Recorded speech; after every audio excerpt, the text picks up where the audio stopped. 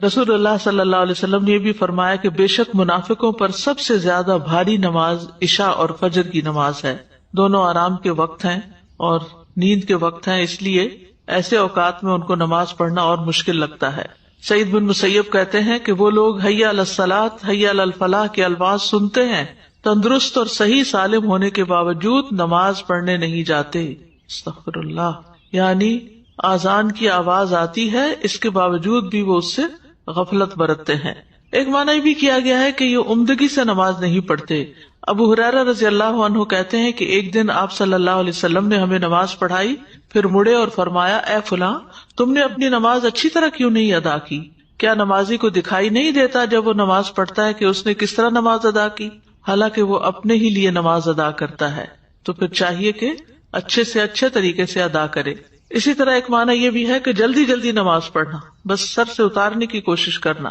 حذیفہ رضی اللہ عنہ کہتے ہیں انہوں نے ایک آدمی کو نماز پڑھتے ہوئے دیکھا، اس نے نماز میں کمی کی، یعنی تیز تیز پڑھ رہا تھا، صحیح طرح رکوع اور سجود ادا نہیں کر رہا تھا.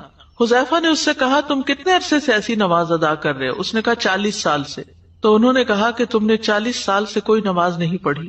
اگر تم ایسی ہی نماز پڑھتے مر جاتے تو تم محمد صلی اللہ علیہ وسلم کی ملت کے علاوہ ہی مرو گے.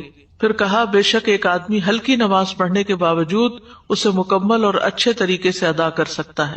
تو اصل مقصود کیا ہے کہ نماز کا پھر حق ادا کیا جائے، اطمینان سے نماز کے ارکان کو ادا کیا جائے. ابو ہریرہ کہتے ہیں کہ رسول اللہ صلی اللہ علیہ وسلم ایک مرتبہ مسجد تشریف لے گئے. اسی وقت ایک شخص آیا اور اس نے نماز پڑھی. اس کے بعد نبی صلی اللہ علیہ وسلم کو سلام کیا. آپ نے سلام کا جواب دیا اور فرمایا کہ واپس جاؤ، نماز پڑھو، کیونکہ تم نے نماز نہیں پڑھی. وہ لوٹ گیا، اس نے ویسے ہی نماز دوبارہ پڑھ دی جیسے پہلے پڑھی تھی. پھر آیا اور نبی صلی اللہ علیہ وسلم کو سلام کیا. آپ نے فرمایا واپس جاؤ، نماز پڑھو، کیونکہ تم نے نماز نہیں پڑھی. اس طرح 3 مرتبہ ہوا.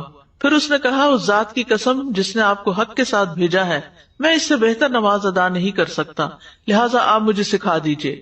آپ نے فرمایا، جب تم نماز کے لیے کھڑے ہو تو تکبیر کہو، اس کے بعد جتنا قرآن تمہیں یاد ہو اس کو پڑھو، یعنی سورۃ فاتحہ کے بعد.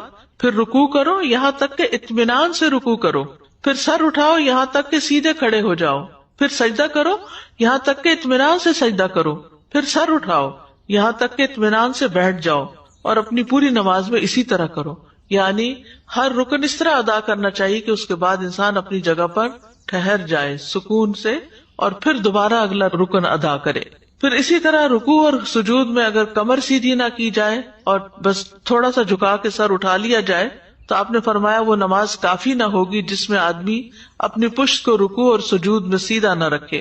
امام شافعی، امام احمد اور اسحاق کہتے ہیں جو اپنے رکوع اور سجدے میں اپنی پشت سیدھی نہیں رکھتا، یعنی اسٹریٹ نہیں ہوتی، اس کی نماز فاسد ہو جاتی ہے. ابن قیم رحمۃ اللہ علیہ کہتے ہیں کہ نماز میں یہ 6 صفات منافقوں کی علامت ہے. نماز کی طرف جاتے وقت سستی کا مظاہرہ کرنا، نماز ادا کرتے ہوئے لوگوں کے لیے دکھاوا کرنا، اس کی ادائیگی میں تاخیر کرنا، جلدی جلدی ٹھونگے مارنا، اس میں اللہ کا ذکر کم کرنا، اور با جماعت نماز سے پیچھے